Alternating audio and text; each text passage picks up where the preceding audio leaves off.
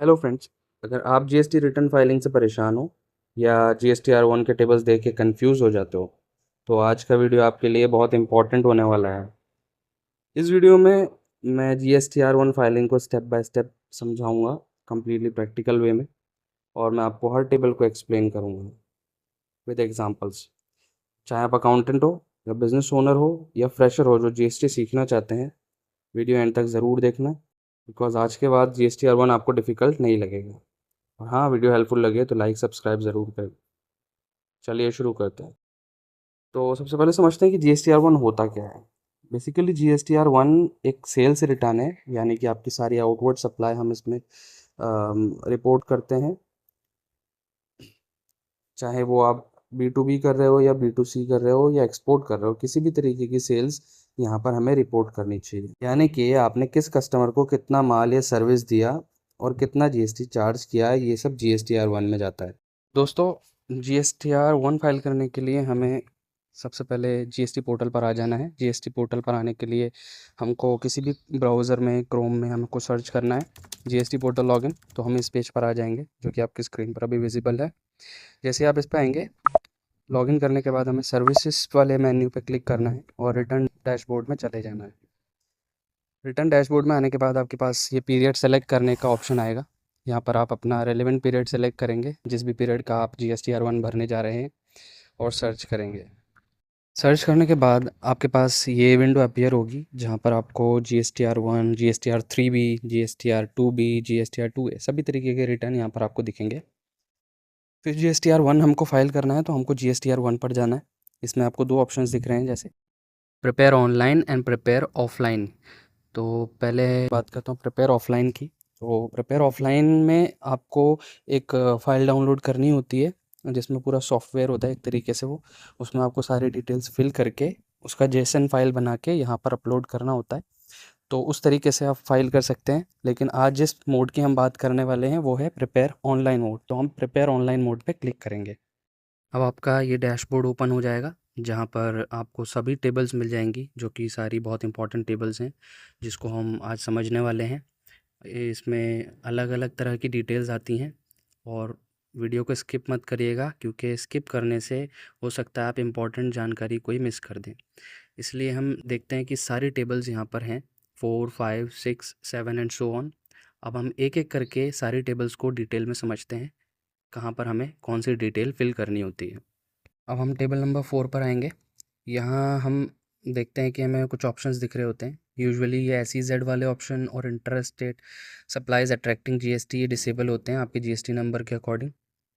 अब यहाँ पर डीम्ड एक्सपोर्ट, अगर आप डीम्ड एक्सपोर्ट से रिलेटेड कोई सप्लाई कर रहे होते हैं तो उस पर टिक करना होता है। या अगर आप कोई रिवर्स चार्ज से रिलेटेड सप्लाई कर रहे होते हैं तो उसको यहाँ पर हमें टिक करना होता है पहले। रिवर्स चार्ज में यूजुअली क्या होता है, रिसिपेंट जो है वो टैक्स पे करता है, सप्लायर नहीं पे करता, जैसे कि जीटीए सर्विस होती है हमारी।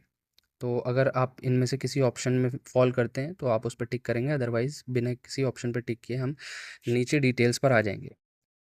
हमें यहाँ पर डिटेल फिल करनी होती है। कस्टमर का जीएसटी नंबर हमें प्रॉपरली यहाँ पर डालना होता है। अगर हम यहाँ, ये बहुत इंपॉर्टेंट होता है क्योंकि अगर हम गलत नंबर डाल देते हैं तो वो किसी और के पास आईटीसी पहुँच जाती है, किसी और बायर के पास, और ये फिर हमें रिवीजन वगैरह करना होता है। तो ये बड़ा प्रॉब्लम वाला टास्क हो जाता है ना। तो उसका रिसिपेंट नेम ऑटोमेटिक कैप्चर कर लेगा। यहाँ पर हम अपना इनवॉइस नंबर एंटर करेंगे और जो भी हमारे इनवॉइस की रेट है वो, और टोटल इनवॉइस वैल्यू डालेंगे विद जीएसटी जो भी आपने चार्ज किया है। जैसे कि 1 लाख प्लस जीएसटी का अगर इनवॉइस है तो पूरा 1,18,000 यहाँ पर हम डालेंगे। अगर 18% का रेट है तो 1,18,000 हो जाएगा। तो 1,18,000 की पूरी वैल्यू यहाँ पर आएगी। फिर पॉइंट ऑफ सेल सेलेक्ट करेंगे, आपने किस स्टेट में सेल किया है। तो आपके नीचे कुछ ऑप्शंस अपीयर हो जाएंगे जो कि हमारे अलग अलग जीएसटी रेट्स के होते हैं। यहाँ पर हम विदाउट जीएसटी वाली वैल्यू एंटर करेंगे अपने रेट के अकॉर्डिंग। जैसे मैंने कहा था कि इनवॉइस अगर हमारा 1 लाख का है और उस पर 18% का जीएसटी, तो 1,18,000 तो हमारी इनवॉइस वैल्यू हो जाएगी। वहीं 1 लाख जो है हमारी वो टैक्सेबल वैल्यू हो जाएगी, राइट। और ऐसे ही हम सारे रिकॉर्ड्स ऐड करेंगे तो B2B वाली टेबल हमारी फिल हो जाएगी। बात करते हैं B2C लार्ज की। यहाँ हम उन सेल्स को रिपोर्ट करते हैं जो कि सबसे पहले अनरजिस्टर्ड कस्टमर को की गई हों, दूसरी बात इंटर स्टेट हों, और तीसरी जिनकी वैल्यू 1 लाख से अबव हो, जिनके इनवॉइस की वैल्यू, राइट। सो मान लीजिए आपने राजस्थान से कोई सेल करी है दिल्ली के अनरजिस्टर्ड कस्टमर को और उसकी वैल्यू 2 लाख रुपए है, तो वो इनवॉइस B2C में रिपोर्ट किया जाएगा। ओके, और यहाँ पर हमें जो स्टेट का सिलेक्शन करना है और जो टैक्स अमाउंट का सिलेक्शन करना है बहुत केयरफुली करना होता है। यहाँ पर हमें टोटल इनवॉइस वैल्यू, इनवॉइस की डेट, इनवॉइस वैल्यू वही होगी हमारी जीएसटी इंक्लूड करके, और नीचे टैक्सेबल वैल्यू रेट के हिसाब से हम डालेंगे जीएसटी को हटा के जो हमारी वैल्यू बनती है।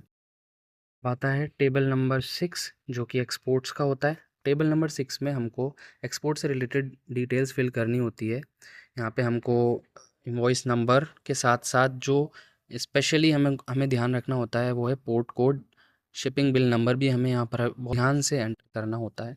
और अपना जीएसटी पेमेंट हम विद जीएसटी एक्सपोर्ट कर रहे हैं, without payment of GST export कर रहे हैं, वो सारे ऑप्शन सेलेक्ट कर लेंगे अपन यहाँ पे।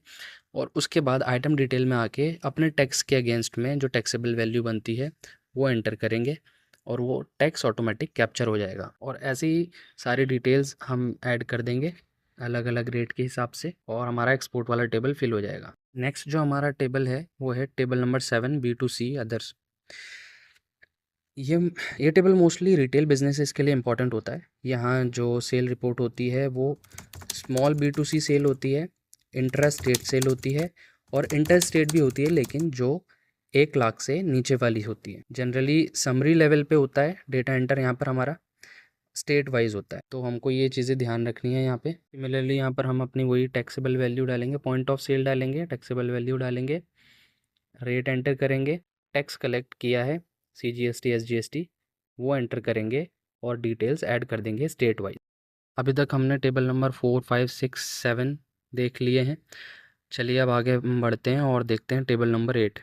टेबल नंबर 8 होती है हमारी नील रेटेड, एग्जेम्प्टेड और नॉन जीएसटी सप्लाईज। बहुत से लोग इस टेबल को इग्नोर कर देते हैं, लेकिन ये भी हमारी इक्वली इंपॉर्टेंट है कंप्लायंस के लिए, क्योंकि इसके बेस पे आपका टर्नओवर जस्टिफाई होता है। तो नील रेटेड सप्लाईज कौन सी होती हैं? जो 0% जीएसटी रेट होता है जिन पर। सिमिलरली एग्जेम्प्टेड और नॉन जीएसटी सप्लाईज वो सप्लाईज होती हैं जो जीएसटी के कंप्लायंस के ही बाहर हैं, जैसे कि आपका alcoholic liquor for human consumption.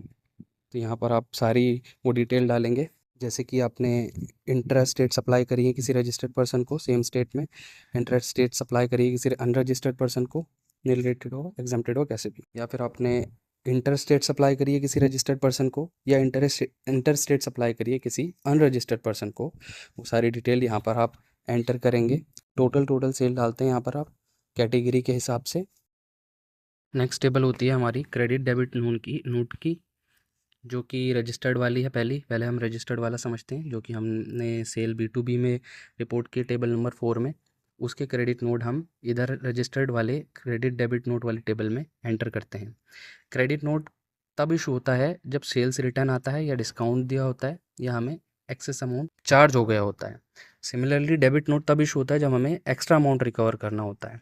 हमें GST number, credit debit note number बहुत ध्यान से डालना है और ओरिजिनल इनवॉइस नंबर भी डालना होता है। नोट की वैल्यू भी एंटर करेंगे और सेव कर देंगे। सिमिलरली हमारा credit debit note unregistered person के लिए होता है, जो कि हम सेल रिपोर्ट करते हैं B2C लार्ज में। उसका क्रेडिट डेबिट नोट हमको इस टेबल में एंटर करना होता है। ये भी टेबल हमारी सिमिलर ही होती है। सारी डिटेल्स अपन फिल करेंगे और सेव कर देंगे। अब मान लीजिए आप कोई सर्विस देने वाले हैं फ्यूचर में, उसके अगेंस्ट में आप एडवांस ले रहे हैं कस्टमर से, तो यहाँ पर आपको वो एडवांस एंटर करना होता है। सबसे पहले अपना पॉइंट ऑफ सेल सेलेक्ट करेंगे, कहाँ आप सेल कर रहे हैं, और अपने जीएसटी रेट के अकॉर्डिंग उस सेक्शन में आप अपना एडवांस फिल कर देंगे। सपोज़ कीजिए आपने 1 लाख का एडवांस लिया है, उस पर 18% जीएसटी, तो 18% वाले सेक्शन में जाएंगे और 1 लाख एंटर कर देंगे, तो हमारा वो जीएसटी ऑटोमेटिक कैलकुलेट कर लेगा। अब मान लीजिए आप बोलते हैं कि कुछ टाइम बाद हमारी वो सर्विस पूरी हो जाती है और हम कस्टमर से इनवॉइस लेते हैं, तो हम पूरा इनवॉइस B2B में हमें दिखाना होगा, राइट? सो वैसे तो डुप्लीकेट जीएसटी चार्ज हो जाएगा। नहीं, एक्चुअली इसके बाद हमारा वहीं जो नेक्स्ट टेबल आता है वो हमारा होता है 11th table, adjustment of advances. जो भी एडवांस आपने लिया होता है, मान लीजिए हमने इस एग्जांपल में 1 लाख का एडवांस लिया था, तो यहाँ पर हम अपना वो एडजस्टमेंट कर देंगे एडवांस का, सारी डिटेल्स एंटर करके, और वो हमारा इनवॉइस की वैल्यू से एडजस्ट हो जाएगा, तो डुप्लीकेशन का चांस ही खत्म हो जाता है। अब जो नेक्स्ट टेबल हमारी है वो पहले इतनी इंपॉर्टेंट नहीं हुआ करती थी, लेकिन अब गवर्नमेंट ने इसको मैंडेटरी कर दिया है HSN वाली टेबल को। और हमारी जो नेक्स्ट टेबल है डॉक्यूमेंट्स इशूड वाली टेबल को, अभी इनको फिल करना हमारे लिए काफ़ी इंपॉर्टेंट है। तो HSN वाली डिटेल फिल करने के लिए अगर हमारा टर्नओवर 5 करोड़ से नीचे है तो हम 4 डिजिट का HSN कोड यूज़ कर सकते हैं, और अगर 5 करोड़ से ऊपर है तो कम से कम 6 डिजिट का HSN कोड हमको यूज़ करना होता है।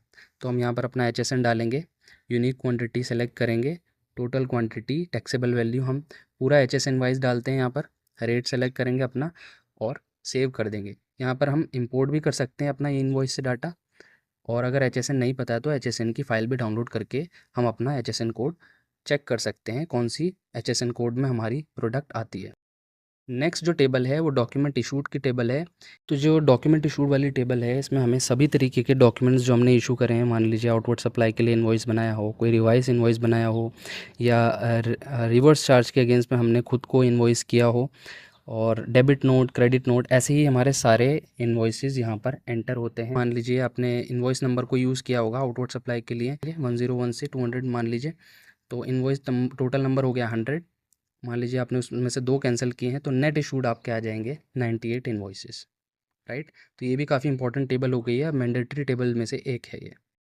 Now comes table number 14। Table number 14 हमारा ई कॉमर्स ऑपरेटर से रिलेटेड टेबल है, जिसमें हम अगर ई कॉमर्स ऑपरेटर जैसे कि अमेज़ॉन, फ्लिपकार्ट, मीशो, इन सब से एसोसिएट होकर कोई भी सेल करते हैं इनके थ्रू, तो यहाँ पर वो सारी डिटेल आती हैं। तो इधर सेक्शन में हमें उनका GSTN नंबर एंटर करना होता है, उनका नाम ऑटोमेटिक कैप्चर हो जाता है, अपनी नेट वैल्यू ऑफ सप्लाई डालेंगे, GST एक्सक्लूड करके, GST हटा के जो भी वैल्यू बनती है वो यहाँ पर एंटर करेंगे, और GST हमारा एंटर करेंगे और सेव कर देंगे जो भी डिटेल है हमारी। और जो लास्ट टेबल होती है हमारी टेबल नंबर 15, ये ई कॉमर्स ऑपरेटर के लिए ही होता है। पहले वाली जो टेबल 14 थी वो सप्लायर के लिए होती है जो ई कॉमर्स के थ्रू सेल करते हैं, और टेबल नंबर 15 में ई कॉमर्स खुद अपनी सेल रिपोर्ट करते हैं यहाँ पर। तो बेसिकली उन्हीं के लिए होता है। अपनी डिटेल्स फिल करेंगे और ऐड कर देंगे नेक्स्ट करके। तो इसी के साथ हमारी ये सारी टेबल्स कंप्लीट हो जाती हैं। आई होप ये टेबल आपको समझ आई होंगी। अब आप अगर पूरी तरह सेटिस्फाई हो जाएँ कि आपने GSTR1 की सारी डिटेल्स प्रॉपर्ली फिल कर ली हैं, तो आप जनरेट समरी के ऑप्शन पे क्लिक करेंगे, और जनरेट समरी के ऑप्शन पे क्लिक करने के बाद यहाँ पर आपसे डिक्लेरेशन मांगी जाएगी। फिर आप अपना डिक्लेरेशन सेलेक्ट करेंगे, फाइल विद DSC या EVC, जो भी आप सेलेक्ट करना चाहते हैं फाइल करने के लिए ऑप्शन, वो सेलेक्ट करेंगे और फाइल कर देंगे। तो दोस्तों आज हमने कंप्लीट GSTR1 फाइलिंग सीखी, स्टेप बाय स्टेप हमने सारी इंपॉर्टेंट टेबल्स को समझा। अगर वीडियो आपको हेल्पफुल लगा हो तो लाइक करें, कमेंट करें कि नेक्स्ट आपको कौन से GST टॉपिक पे वीडियो चाहिए, और चैनल को सब्सक्राइब करें। मिलते हैं नेक्स्ट वीडियो में।